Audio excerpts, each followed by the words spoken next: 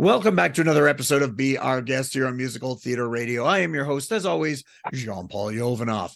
Listeners, today we are going to be talking to Hilarie Clark Moore about her show, The Fishergirl. So without further ado, let's discover a musical together and welcome Hilarie to the show. Hello, Hilarie. Hi, thank you for having me and talking to me this morning. Oh, no problem. I apologize now. They're doing some work outside my window. So if you hear some bangings or sheet metal or something, that's what's going on. So I just want everyone to know that if they can hear it. If they don't, ignore what I said. So before we get talking about your show, I always get to like to know our guest a little bit better. So who is Hilarie in 30 seconds? What is the 30-second bio of Hilarie? And I could do it in less. I could just say I'm a musician, period. And then you'll say, well, what's the definition of a musician? I love music. I live it, just music. But I think I am a musician who is curious about every single aspect of music, and therefore my quote career has taken a lot of different jumps. And in the fact that I've gone into the performance, I've gone into the academia of teaching music theory and having a PhD in music theory. I have said, hey, I've been in the orchestra. Why don't I try being a conductor? And took lessons for conducting for 20 years and have loved the conducting. I'm just in pursuit of the proper mouthpiece of how to get my musical expression out. And my last before I end my life on this world is to say, hey, I've done most everything in music, but I haven't really composed, and it's fulfilling a promise I did to a very young Hilarie, saying, before I finish my life here, I'm going to compose, and I have something to say. So that's who I am. Very nice, very nice. Were you always into theater or music growing up, or is that something you discovered a little bit later? My mother will brag and say that I learned how to read music before words. And I will come back and say, well, I wasn't a great reader. Yes, I've always done music. I was very fortunate in my family to have been brought up with musical theater as well as all classical music. My family did not expose me to any popular music, so I'm a little bit deficient in those areas. Nice. So were you ever, I'm always curious, were you ever thinking about going into a different career outside of music? Sometimes people have other pursuits. So when you were in school, was there ever something that you went, maybe I'd like to go into that? Well, my father's business was veterinary medicine, and everyone in my family went into medicine or veterinary medicine. And I thought, well, wouldn't that be nice? But then I realized I really didn't want to study bones and all the anatomy and all the work that would have to be done with it. So there is something about when I talk to young people about careers in music, I will say, is there anything else that you can think of doing? And usually the answer is no, I'm passionate about music. And that I must actually explain that's, I can't think of doing anything else. I will not ever retire. My life is completely enriched by having music and doing it. It's funny. I know my lady friend, she's a teacher. She's so looking forward to retirement. And I'm like, I'm never retiring. People in our business, never. We'll do this till the day we die. Right. Yeah. So let's talk about your musical, The Fishergirl. So tell us a little bit about the synopsis and the plot of the show. Well, the synopsis is set back 100 years ago in the early 1900s. And unfortunately, we really haven't learned anything in the last 100 years. And we still are making the same mistakes. And it's a story. It's obviously going to have a strong woman in it. There's a lot of twists and turns. I will give you my 30-second elevator speech, which is Danny Trescott, the daughter of a Maine fisherman, faces significant trials as she steers through dangerous straits to find her true course in life. Although Danny's story takes place in the early 1900s, she is a modern era every woman facing the same issues most women, if not all people, encounter today, hopefully in not the same ways. As she navigates the treacheries of gender bias, class distinction, greed, mental illness, and violence, her challenges in finding her path in life are universal and ageless. She finds truth, love, and family by trusting her heart and choosing to look past discrimination and slander. Very nice. Very nice. I So cannot take credit for it because my creative team members of Zoe Savali wrote that. So I like to use it a lot. very cool. So what was the impetus for creating this show? What was that moment that you went, you know what, I got to write this? I think there's a lot of Hilarieisms in them, and it's also just me. It's two facets that work together. One, I was giving myself compositional lessons and taking some of the great composers and saying, what would I do in that style? And the other thing was just watching life. I talk about in development of, there's 3 different kinds of inspiration that inspired me to do this.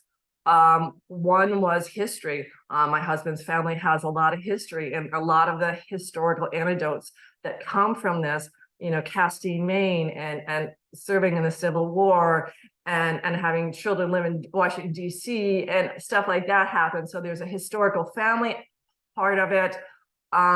There is also, I love water.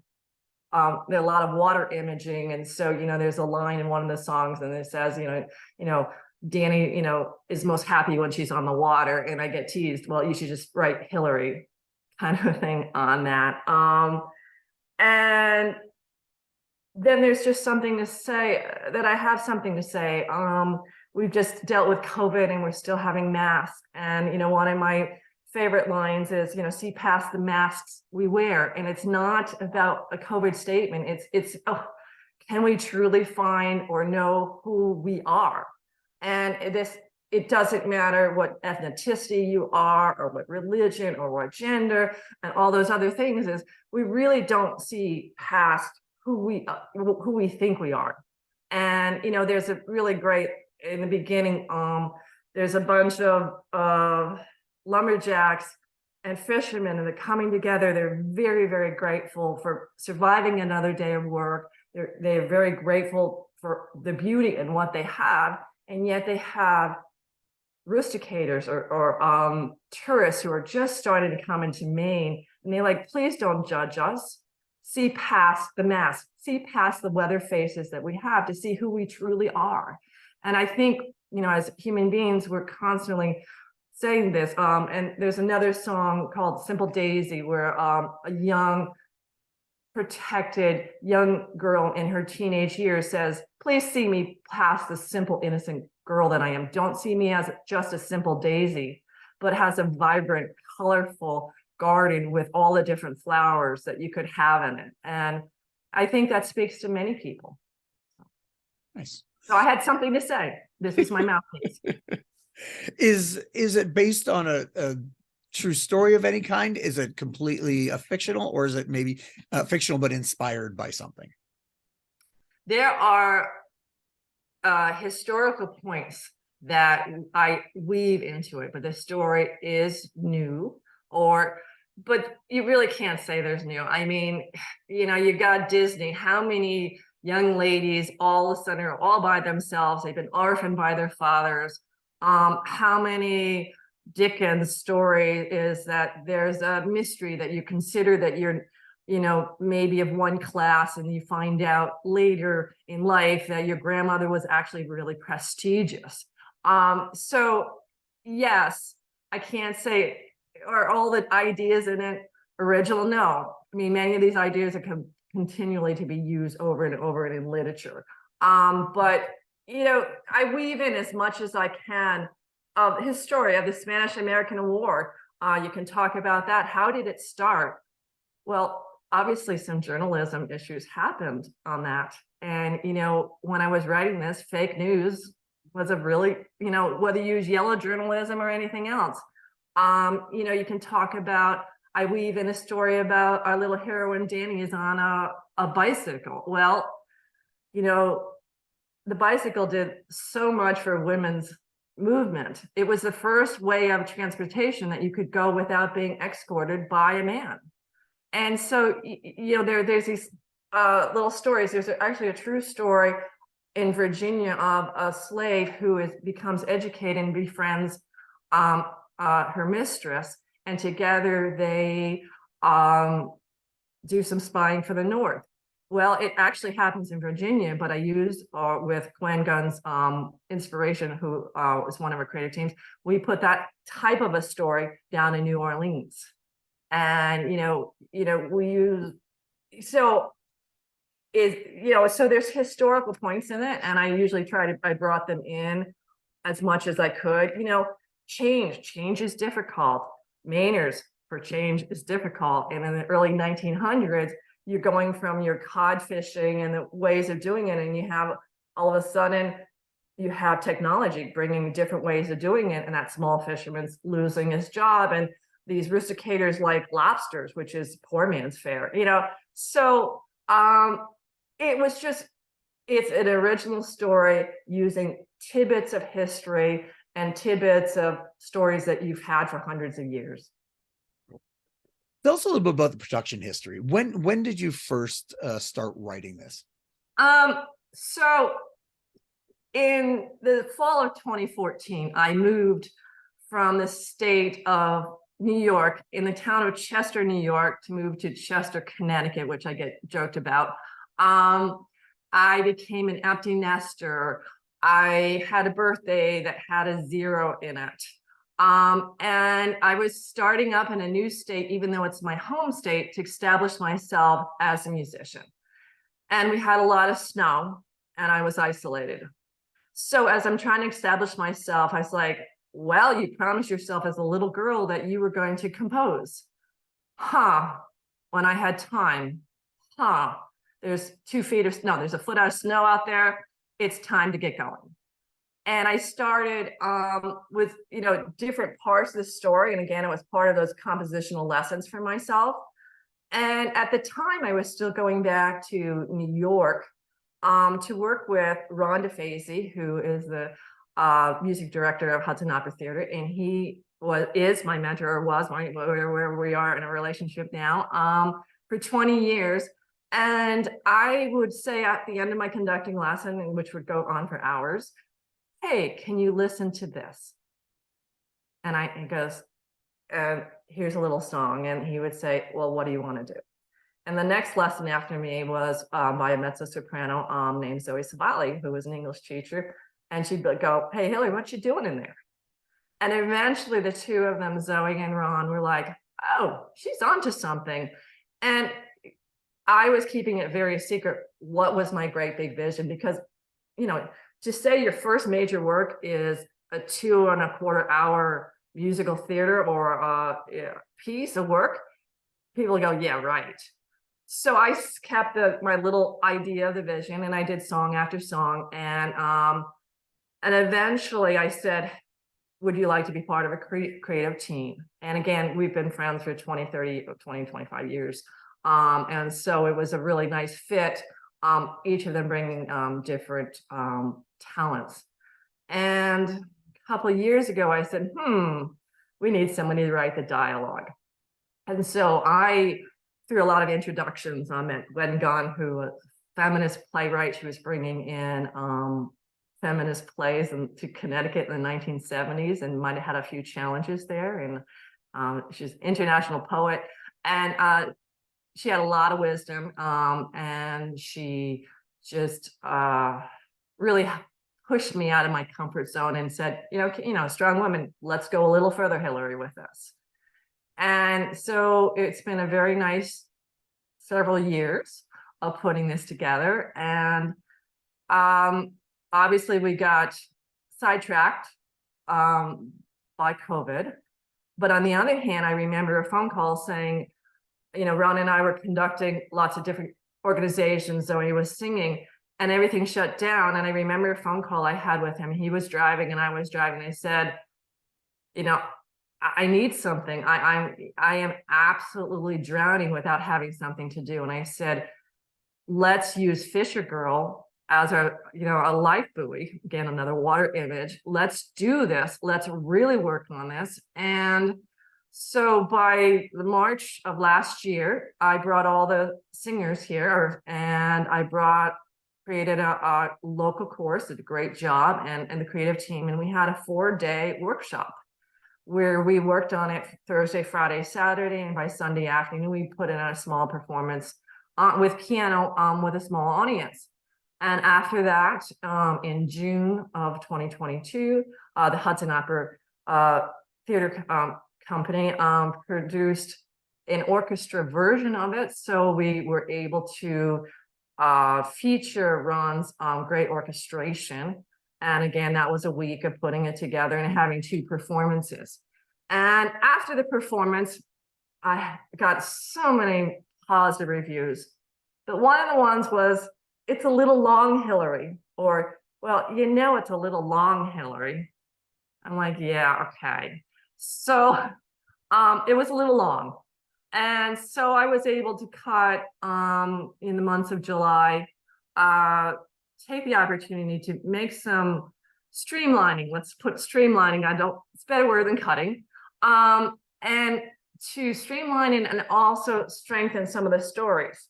And so that was done, and we had to discuss and keep some of the storylines on this. And it really strengthened it. And so now it's in a very much more manageable size. We still have 25 original songs in it. And then I was waiting for all of the technological work to be done on the recording. And, now where you have to do the legal stuff of copywriting it and all of those things. And then just because things are opening up, we now have some distractions of our other day jobs. And so now we are now pursuing and different production companies. And I've got some people who are interested, do not have that confirmation of one person or one production company. So that's where I am. Congratulations on creating the show in the first place and then getting it on its feet. That makes such a difference. I just directed a new musical a couple of months ago, and the opportunity for the creators to see it outside of their head and on a stage with performance makes such a difference. What did you discover seeing it outside of your head? Was there something that you went, "Oh, that works," or, "Ooh, that didn't work. Now I know why"? Was there moments like that for you? Well, some things were a surprise. Beforehand, there's a very song that's now going to become an entrant. It originally was called "The Good Dream," not a very original name, but and there had been different versions of it. And again, as you're trying to crunch to get everything together, an older version was used of it, and I had done super titles. So because it wasn't acted out with with different costumes and everything else, I did super titles, and they had pictures of what I would envision. And so I'm doing this good dream, and I'm like, here's the because, and again, dreams are going to be, you have to do something like that anyway, so you understand, the audience knows what you're dreaming about. And all of a sudden there was an extra 30 seconds of music, and I went, I don't have any super titles for this, but it's so right to have those extra 30 seconds. And that piece now, we no longer have a dream sequence. It's going to become an entr'acte. And of course, between the, changing the scenes, and of course, you're going to need those extra 30 seconds. I guess I was actually surprised by the responses. I had a critic come in, and they were like, that was so melodious, or had so many beautiful melodies and harmonies. And I was like, well, what were you expecting? I mean, I was just like, this is not a surprise to me. The style has been explained to me or described as neo-romantic, but I've got all this classical training. I've got this PhD in music theory, so it has a lot of contrapuntal music and lines versus lines. And I know how to use and break, voice leading rules to my advantage. And so I guess I was surprised that people are thinking that what beautiful melodies. And again, I mentioned early on, I don't have much of a pop or rock or jazz experience. So, I think this work is a little bit different than maybe different avenues, and is that it's not just harmonies with the melody on top, but it's really interwoven. And the orchestration is, it's just 12 classical orchestra instruments. I'm going to use a little bit of harpsichord and a honky tonk piano that we can talk about later. But that I was surprised that people were surprised that it had beautiful melodies. And I know that that's a funny thing. It's a very compliment, but I was like, of course, kind of thing. I also liked some of the singers really came up and said, if you look at the whole piece, different songs express different issues that we are facing in our today's life. But it's not in your face. It's not like this one is about this and we're going to talk about it. It's just used. One of the examples is that how do you thank somebody for saving your life? And how do you thank somebody who is very different from you, class-wise, where you live, kind of work? And it's a song called The Best Blueberry Pie in the Nation, because we're going to bring, the Maines have a very good opinion of their best blueberries, the little blueberries. But our little heroine says, look, we have this fisherman of very modest means who is really good person, character. And then we have first Secretary of Commerce in the early 1900s, fictional, but that position was open, and he needs to think. And they both have pride. But there's, some great lines of, there's three men, and as well as the hero of the story. Here's three men, they're all Americans, and yet they can't talk to each other. And the heroine saying, well, maybe blueberry pie will help. Would you like another piece of pie? But it is very true that there's so much variety in our country.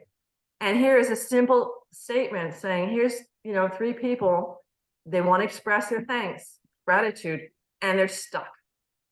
So, yeah. Nice.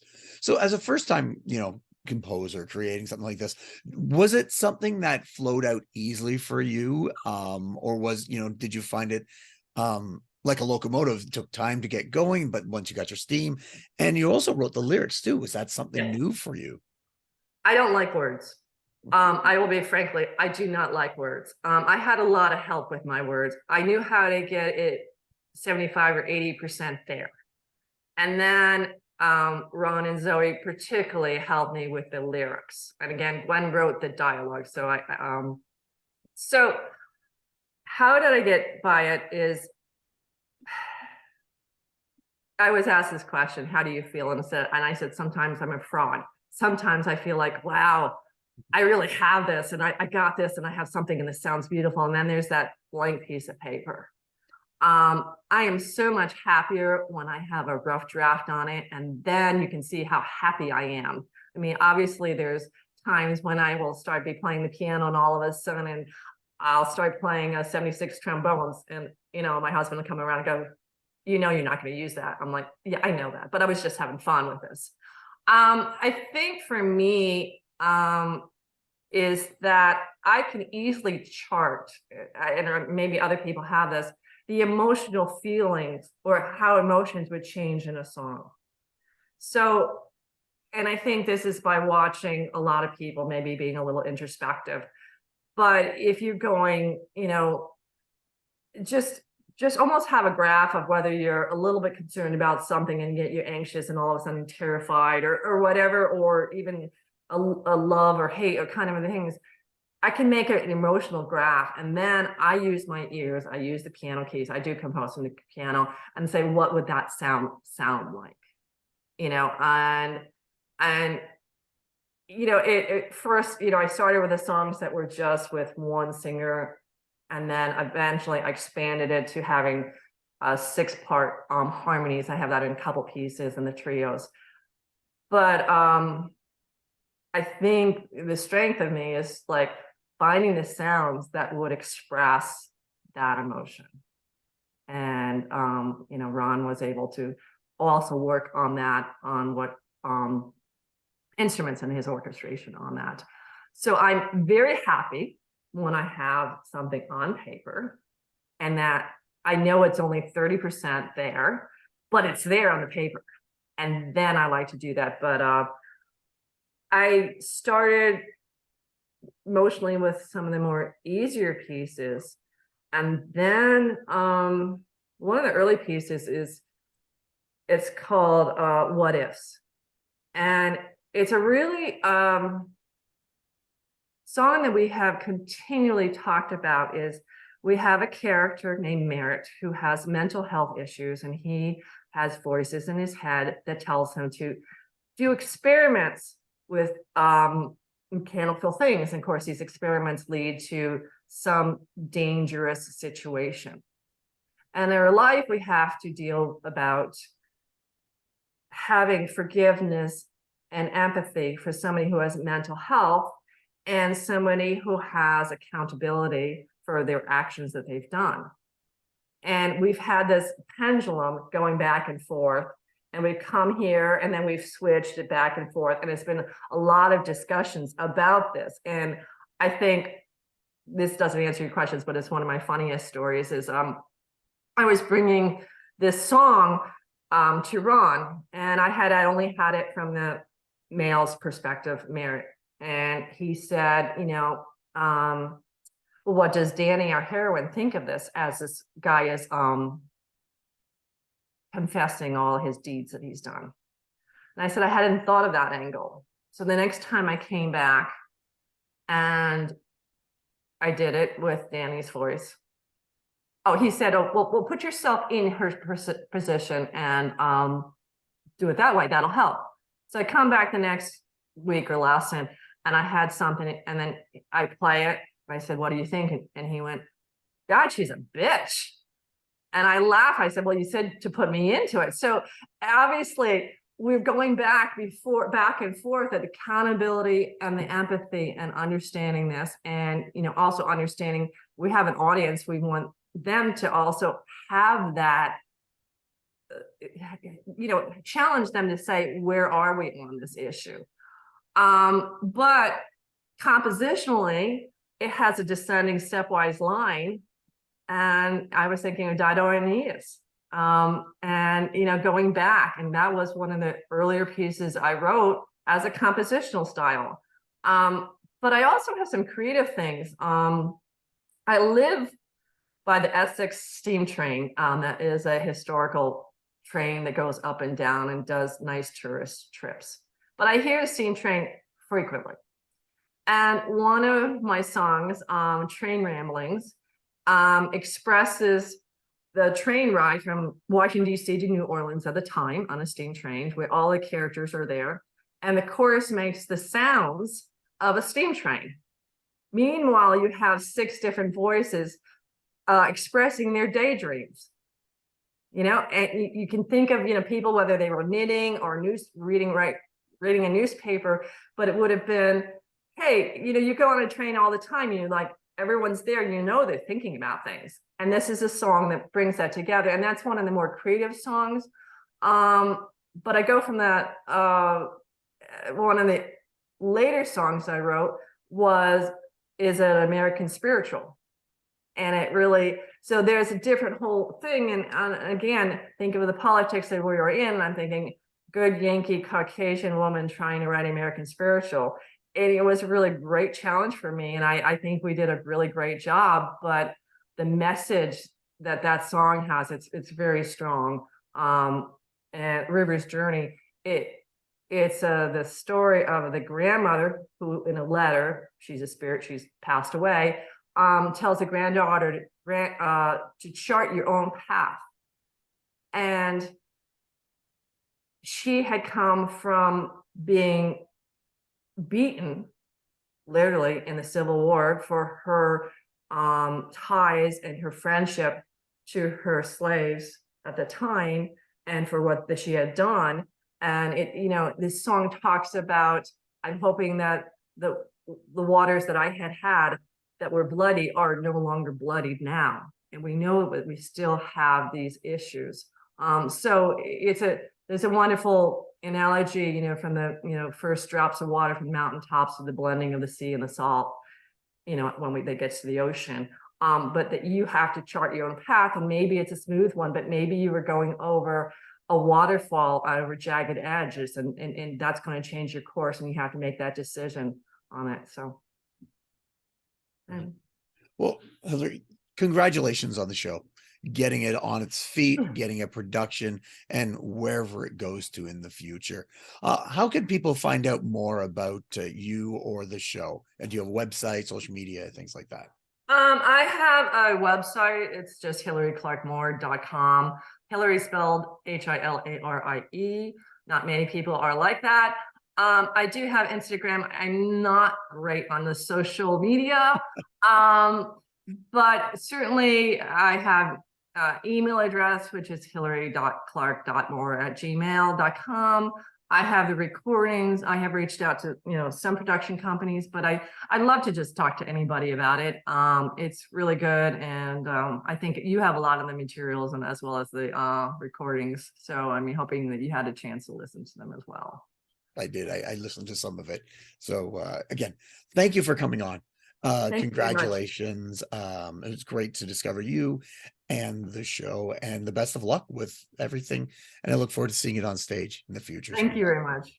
You're welcome. So we were just speaking with Hilarie Clark Moore about her show, The Fishergirl. Tune in next week as we'll be speaking with another guest or guests about their life, love, and passion. That is musical theater. I'm your host, Jean-Paul Jovanov. And until next time, I'll see you when I see you.